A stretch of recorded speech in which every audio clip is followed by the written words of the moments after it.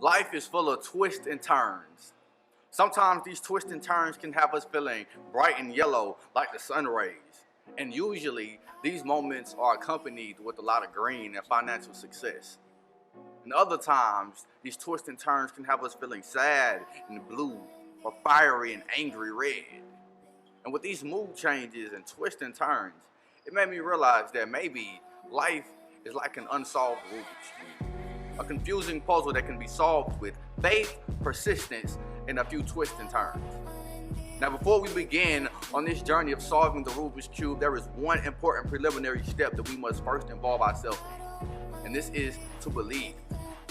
If you do not believe, no matter how many skills you may have or how talented you are, if you don't believe in your abilities to solve the Rubik's Cube, then it will not happen for you. This is why Confucius said, he who says he can and he who says he can't are both usually right. So after you believe in yourself, there are 4 steps to solving the Rubik's Cube that can be applied to solving life. The first step to solving the Rubik's Cube is to solve your cross. Now, solving your cross is developing an intense desire backed with a strong enough reason that will keep you in the game. This is important because the right reason can make miracles happen. If you notice, the cross resembles a plus sign. This is because the plus sign will keep you charged when your battery becomes drained. And in this journey of life, your battery will become drained and you will need something to keep you charged.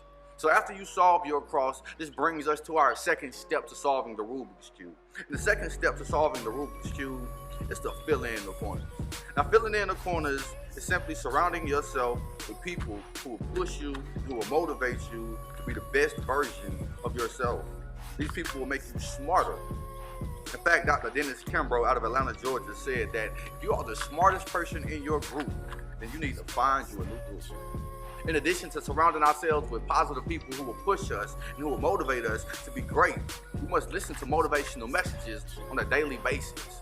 We live in a negative world, and we must offset that negativity with some positivity. Why? Because we are an accumulation of what we allow to go into our minds. In fact, Zig Ziglar says that you are what you are and you are where you are because of what you allow to go into your mind. So after we solve our cross and after we fill in the corners, you will notice that we have an entire side of the Rubik's Cube solved. And we also have the entire first row of the Rubik's Cube solved. And that's a solid foundation. All right, so after you solve your cross, after you fill in your corners, this brings us to our third step of solving the Rubik's Cube. And the third step to solving the Rubik's Cube is to take it to the next level. Now, taking it to the next level is continuing to grow and continuing to get better. This is important. In fact, someone once said that many people die at 21, but they aren't buried until they're 65. Because these people have become content with life and they've stopped growing. They stopped bettering themselves. So after you take it to the next level, you will notice that you have the entire side of the Rubik's Cube solved, and you also have the first 2 rows of the Rubik's Cube solved. You're essentially 2/3 of the way. Right. So after you fill in your corners, after you solve your cross, and after you take it to the next level, the 4th step to solving the Rubik's Cube is to see the bigger picture. Now, this is important. When it comes to solving the Rubik's Cube, you must make it important to keep your eye on what you set out to do, and that is to solve the Rubik's Cube. Oftentimes, many people can become content with partially solving the Rubik's Cube, partially using up their skills and their gifts and their talents. When you got to keep pushing, you got to keep growing, you got to keep your eye on what you set out to do. And you will notice that it will get hard. But the darkest hour is right before the sunset. And when you keep pushing, you'll get to the finish line and you will realize that you have solved your Rubik's Cube. Now, this is not about solving a Rubik's Cube. No, this is about solving life.